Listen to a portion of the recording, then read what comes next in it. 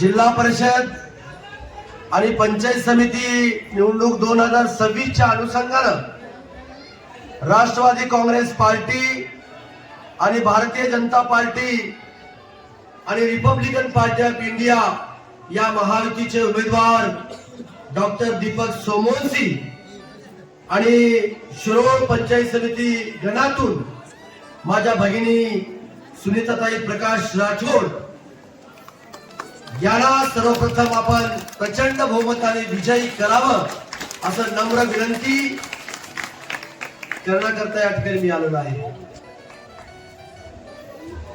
आज खर तर विकास कामाच्या बद्दल आदरणीय निटोरे साहेब आणि मेजर देविदासजी राठोड यांनी आपल्या प्रस्ताविकामध्ये या गावामध्ये किती निधी आला, कशा पद्धतीने काम झाले, आपल्या मतदारसंघामध्ये तुमच्या आशीर्वादानं 6 वर्ष झालं मी आमदार म्हणून काम करतोय आणि त्या 6 वर्षाच्या कार्यकाळामध्ये 7-7.5 हजार कोटी रुपये आणून या मतदारसंघाचा चेहरा मोहरा बदलण्याचं काम आपल्या सगळ्या मी 19 ला आमदार झालो। 19 ते 24 जिल्हा परिषद कुठलंही इलेक्शन झालं नाही। 24च्या नंतर आता 26 लाच जिल्हा परिषदेचं इलेक्शन त्या ठिकाणी लागलं आणि माझ्या नेतृत्वाखाली नगरपालिकेची निवडणूक उदगीरची त्या ठिकाणी झाली आणि 40 पैकी 33 नगरसेवक आणि आपल्या लिंगायत समाजाचा नगराध्यक्ष आपल्या उदगीरमध्ये त्या ठिकाणी झाला आणि बहुमताने लोकांनी विश्वास आपल्यावरती त्या ठिकाणी दाखवला आणि आज आपण डॉक्टर दीपक सोमवंशी एक उच्च शिक्षित, एक विजन असणारा नेता, एक कर्तृत्ववान समाजसेवक आपण निडेबन गटातून उमेदवारी आपण त्याला त्या ठिकाणी दिलेली आहे। आज मी उगेले साहेब तुम्हाला गर्वानं अभिमानानं मी सांगू इच्छितो की भारतीय जनता पार्टी आणि राष्ट्रवादी काँग्रेस आणि आरपीआय ची महायुती झाली आणि या महायुतीमध्ये आम्ही 5-5 जागा समान आम्ही त्या ठिकाणी लढवतोय आणि आम्हाला उदगीरमध्ये 3 जागा भेटल्या आणि जळकोटमध्ये 2 जागा त्या ठिकाणी आम्हाला भेटलेल्या आहेत। त्या तिन्ही जागेवरती या भागाचा आमदार म्हणून मी अतिशय उच्च शिक्षित आणि विजन असणार उमेदवार मी त्या ठिकाणी दिलेले आहे। आज इथं डॉक्टर दीपक सोमवंशी एक डॉक्टर आहे, एमडी आहे, त्याला मी या ठिकाणी उमेदवारी दिली आहे। हेर मध्ये प्राध्यापक आहेत, पीएचडी आहे। हेर गटातून मी आमचे दिलीप मटके यांना उमेदवारी त्या ठिकाणी दिलेली आहे। तोगरी गटामधून बीएससी आगरी असणारा तरुण ज्ञानेश्वर बिरादार यांना मी त्या ठिकाणी उमेदवारी दिलेली आहे। सांगण्याचं तात्पर्य एवढंच आहे की शिकलेले उच्च विभूषित जर व्यक्तिमत्व आपण जिल्हा परिषदला आणि पंचायत समितीला जर आपण उभा केले तर लोक त्याला स्वीकारतील आणि चांगल्या पद्धतीने आपल्या भागाचा विकास त्या ठिकाणी होईल या दृष्टिकोनातून ही उमेदवारी मी त्या ठिकाणी दिलेली आहे। मित्रांनो, अनेक विकास कामं मला या ठिकाणी करता आली। आज माझा इथं बांधव तो बोलत होता, माझं भाषण झाल्यानंतर मी त्याच्याशी चर्चा करणार होतो। उदगीरला सर्व जोडणारे जे मुख्य रस्ते आहेत ते मुख्य रस्ते करण्याचं काम मी त्या ठिकाणी केलं। उदगीरहून लातूरला जाण्यासाठी 2-2 तास लागत होते, ते आष्टामोड ते उदगीरचा रस्ता मी पूर्ण केला। उदगीरहून नांदेडला जाण्यासाठी 2.5 ते 3 तास लागत होते, जाम ते तोगरीचा रस्ता मी त्या ठिकाणी पूर्ण केला। उदगीरहून बिदरला जाण्यासाठी 2-2 तास लागत होते, आता 1 तासात आपण पोहोचतो। उदगीरहून जाण्यासाठी शिरूर तालुक्याला खूप वेळ लागत होता, खूप खराब रस्ता होता, ते रस्ता मी त्या ठिकाणी पूर्ण केला. आणि तुमचा सुद्धा उदगीरून बॉर्डरला जाण्यासाठी, कर्नाटकमध्ये जाण्यासाठी अतिशय खराब रस्ता होता, तो सुद्धा अतिशय चांगल्या पद्धतीनं तो रस्ता करून देण्याचं काम मी त्या ठिकाणी केलेलं आहे. झालंय का नाही झालंय? आज माझ्या कोळखेड गावामध्ये विजेची समस्या खूप मोठी होती. 33 केली इथे उभा करून दिलं. इथल्या लोकांनी मागणी केली की भाऊ आम्हाला इथं प्राथमिक आरोग्य केंद्र उभा केलं पाहिजे. माझ्या माय मावल्याला उदगीरला आरोग्याच्या समस्या संदर्भात न जाता माझ्या कोळखेड मध्ये सुद्धा प्राथमिक आरोग्य केंद्र तुम्ही त्या ठिकाणी मंजूर केलं पाहिजे. नियमाच्या बाहेर जाऊन विशेष बाब म्हणून मी प्राथमिक आरोग्य केंद्र कोळखेडला मंजूर केले. फक्त जागा अभावी हे प्राथमिक आरोग्य केंद्र कारण त्या ठिकाणी करण्यात आलेलं नाही. रस्त्याचं जाळं बिललं, पिण्याच्या पाण्याचा प्रश्न अनेक गावात होता. मी सातत्यानं या देशाचे महान पंतप्रधान नरेंद्र मोदी साहेबांनी जल जीवन मिशन योजना या देशामध्ये त्या ठिकाणी आली. प्रत्येक माझ्या माय मावल्यांना स्वच्छ पाणी मिळालं पाहिजे. 55 लिटर प्रमाणे प्रत्येक व्यक्तीला त्या ठिकाणी पाणी मिळालं पाहिजे. म्हणून माझ्याही मतदारसंघामध्ये मी हजारो कोटी रुपयाच्या योजना त्या ठिकाणी आणल्या आणि मला वाटतं कोळखेड गावातली सुद्धा योजना पूर्ण करण्याचं काम त्या ठिकाणी झालेलं आहे. मित्रांनो, जल जीवन मिशनची तर योजना मी आणलीच, पण वॉटर ग्रीडची योजना सुद्धा या मतदारसंघामध्ये, उदगीर आणि जळकोट मतदारसंघामध्ये आणण्याचं काम मी त्या ठिकाणी केलेलं आहे. 800 कोटी रुपये त्याला निधी मंजूर करून नांदेड जिल्ह्यातून बारू धरणातून पाणी माझ्या उदगीर आणि जळकोट मतदारसंघाला त्या ठिकाणी आणलेलं आहे.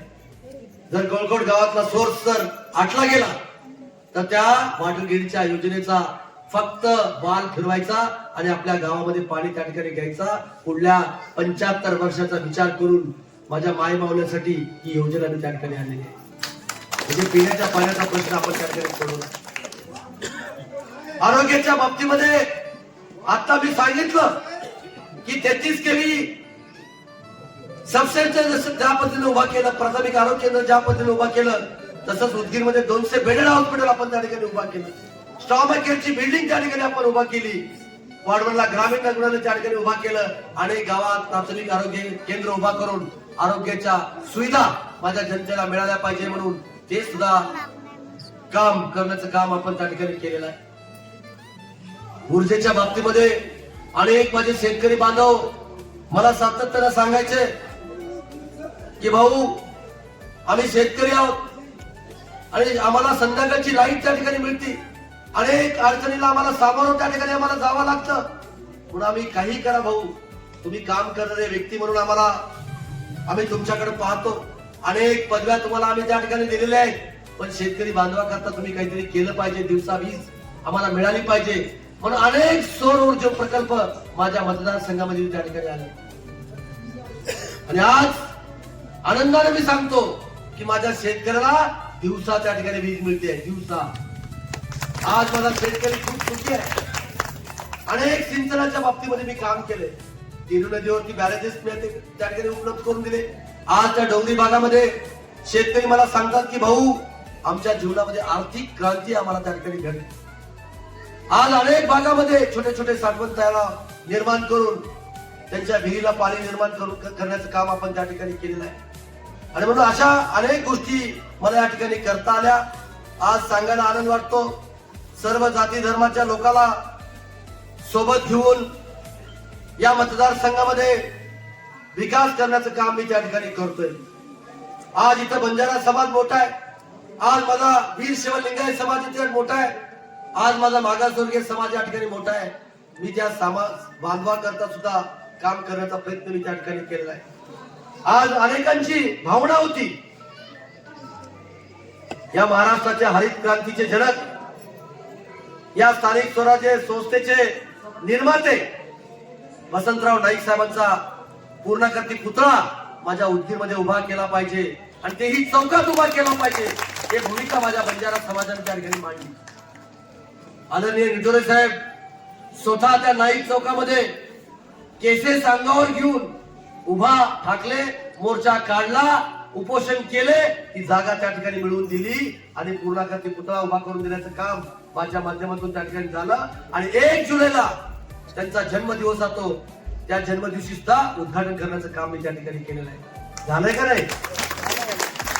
आज मला सेवालाल भवन उभा करायचंय आणि सेवालाल भवनाच्या माध्यमातून माझ्या बंजारा समाजाचं जे काही साहित्य आहे ते लोकांना कळवण्यासाठी मी सेवालाल भवनाची निर्मिती या ठिकाणी मी करतोय.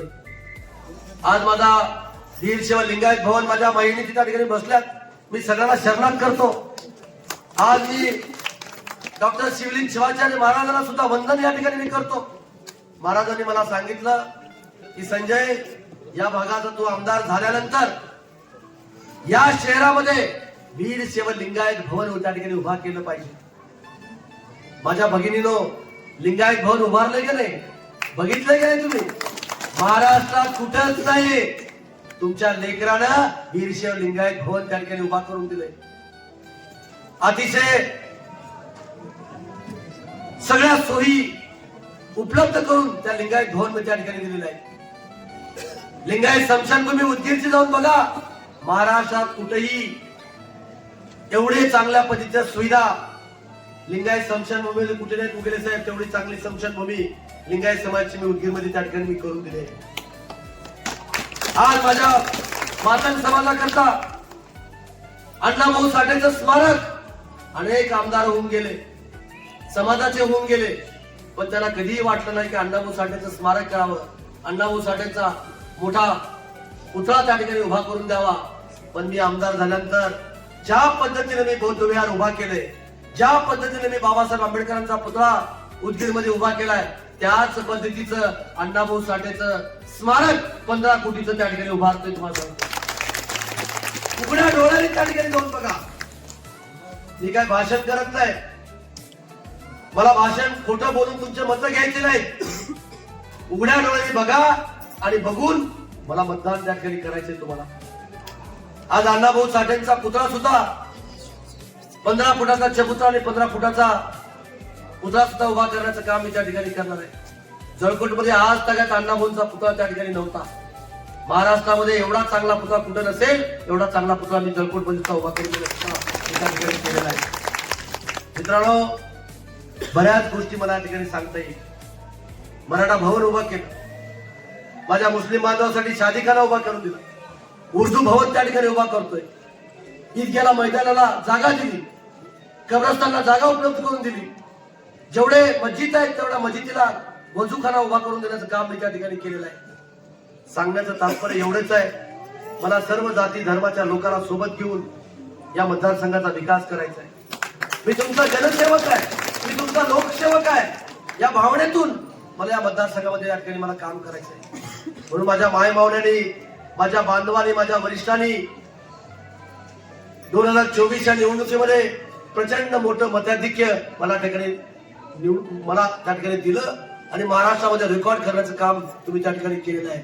आणि मला माझ्या जीवात जीव असेपर्यंत तुमचे उपकार मी कधी विसरणार नाही. हाही शब्द, हाही विश्वास या ठिकाणी तुम्हाला देतो.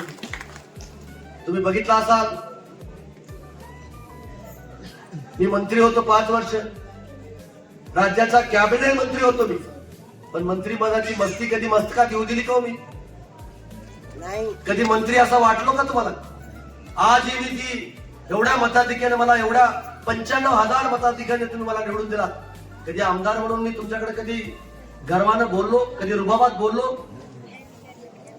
कुणीही सांगाव, कुठल्याही माणसाला कधी मी र शब्द सुद्धा कधी काढला नाही आणि भविष्यात सुद्धा काढणार नाही. आपण लोकसेवक आहोत, लोकांचे सेवक आहोत. या भावनेतून त्या ठिकाणी काम केलं पाहिजे, हे भूमिका माझी त्या ठिकाणची आहे. आणि म्हणून भविष्यात मेजर देवदास राठोड साहेब या गावातल्या ज्या ज्या समस्या असतील त्या समस्या छायातही मी त्या ठिकाणी सोडवेन, हा शब्द या सभेच्या निमित्तानं या ठिकाणी मी तुम्हाला देतो. आणि दीपक सोमवंशी अतिशय कर्तृत्ववान, मी अगोदर मी बोललोय आणि खूप चांगल्या पद्धतीने ठाम विश्वास तुम्हाला देतो.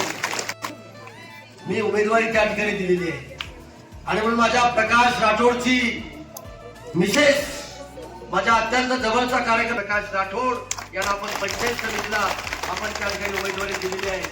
आणि म्हणून या दोघांना मत म्हणजे नरेंद्र मोदी साहेबांना मत असणार आहे. या दोघांना मत म्हणजे या राज्याचे मुख्यमंत्री देवेंद्र फडणवीस साहेबांना मत त्या ठिकाणी असणार आहे.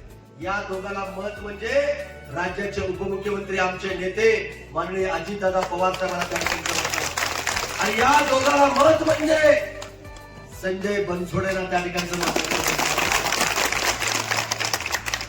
आणि म्हणून तुमचा जर माझ्यावर प्रचंड विश्वास असेल, हा काम करणारा व्यक्ती असं जर तुम्ही समजत असाल तर इकडं तिकडं कुठेही मत जाऊ द्यायचं नाही. एक ना एक मत तुम्ही या दोघांना त्या ठिकाणी द्यायचं. भारतीय जनता पार्टी आज मी बसवराज पाटील कौळखेडकर साहेबांचे आभार या ठिकाणी व्यक्त करतो. त्यांनी तोगरी गटातून उमेदवारी मागितली होती, पण जागा राष्ट्रवादी काँग्रेसला त्या ठिकाणी सुटली आणि त्यांनी जाहीरत्या आज त्यांचा उमेदवारी भरलेला अर्ज वापस घेऊन महायुतीला पाठिंबा देण्याचं काम त्यांनी त्या ठिकाणी केलं आहे. अमोलजी बिरादर साहेबांचे मी आभार व्यक्त करतो. दिल्लीहून खास महायुतीला विजयी करण्यासाठी उदगीरमध्ये त्या ठिकाणी आले आणि सर्व जे कोणी अपक्ष उमेदवार भरलेल्या होत्या त्या सर्व उमेदवाराचा अर्ज मागू घेण्याकरता अमोलजीने त्या ठिकाणी प्रयत्न केले. त्यांचे सुद्धा मी जाहीररित्या आभार या ठिकाणी व्यक्त करतो. सांगण्याचं तात्पर्य एवढंच आहे की आपले आता या ठिकाणी महायुती झाले. हे सर्व महायुतीचे ताकदवान उमेदवार त्या ठिकाणचे आहेत आणि म्हणून त्यांच्या पाठीमागे शक्ती देण्याचं काम आपल्या माध्यमातून त्या ठिकाणी झालं पाहिजे एवढंच या प्रसंगी बोलतो.